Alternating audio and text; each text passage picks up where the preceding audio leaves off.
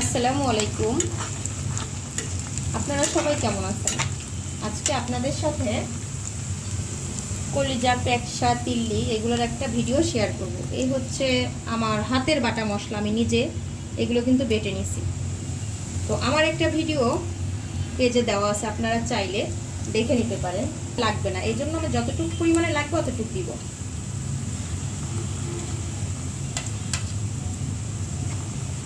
আর আমার একটা full video already দেওয়া আছে, আপনারা চাইলে সেখান থেকে দেখে নিতে পারেন। আর আজকে আপনার সুবিধার্থে আমি রান্নার সাথে সাথে পুরো ভয়েসটা দিচ্ছি, যাতে করে আপনাদের বুঝতে একটু সহজ হয়।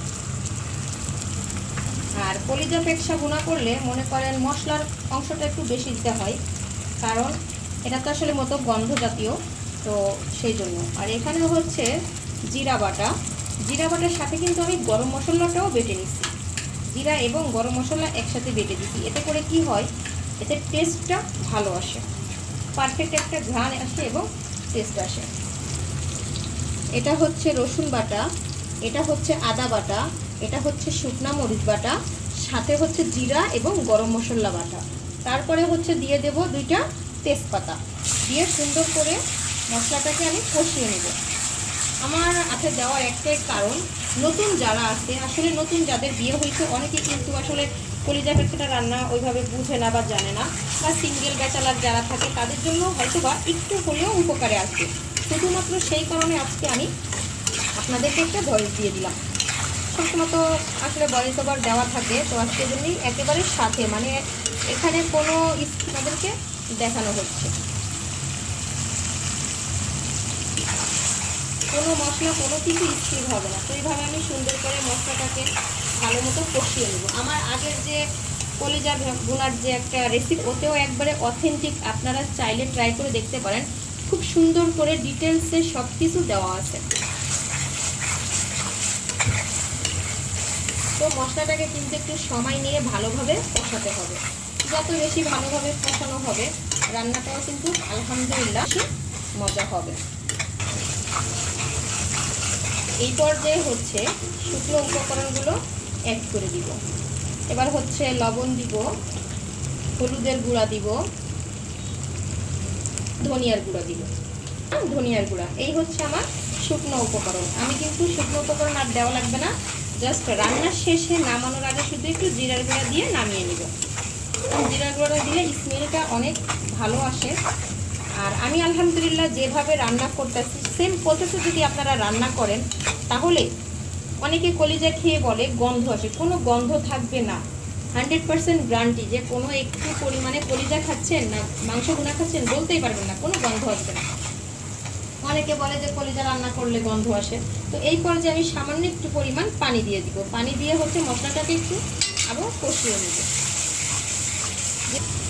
যেহেতু শুকনো উপকরণ দিচ্ছি, সেক্ষেত্রে সামান্য একটু পরিমাণে পানি দিয়ে ভালো মতো কষিয়ে নিয়ে তারপরে হচ্ছে আমি কলিজাগুলো ছোটো ছোটো করে যে কেটে রেখেছি সেগুলো দিয়ে দিব। আচ্ছা, আর একটা কথা, এই হচ্ছে আমার কলিজা, পেকসা, তিল্লি যা আছে আমি আগে থেকে কেটে দেখেন আমার কাটগুলো আমি কিভাবে কাট করে নিছি। এভাবে কেটে ভালো মতো ধুয়ে পরিষ্কার করে নিয়ে যদি রান্না করা হয়, এর ভিতরে যত আপনি ছোটো করবেন তত কিন্তু মশলা ঢুকবে। আগের মা দাদিরা কীভাবে রান্না করতো, সেম এভাবে রান্না করতে। এখন যেমন এত বড় বড় টুকরা করে, আসলে ওটা করা উচিত না, কারণ ওটার ভিতরে কোনো মশলা ঢুকে না। আপনি যত ছোট করবেন খেতে তত মজা হবে, কোনো দুর্গন্ধ থাকবে না এবং অনেক বেশি টেস্ট হবে। আমার এই কথাগুলো যদি মনে রেখে, আমার এই টিপস অ্যান্ড টিপসগুলো যদি আপনারা ফলো করেন, আপনাদের কলিজা ভুনা 100% মজা হবে। কারণ আমি এইভাবে রান্না করি, আলহামদুলিল্লাহ আমার বাসার সবাই প্রশংসা করে এবং কখনোই গন্ধ হয় না। আমি কারোর বাসায় গিয়ে কিন্তু কলিজা পেকসা ভুনা খেতে পারি না, আমার কাছে গন্ধ।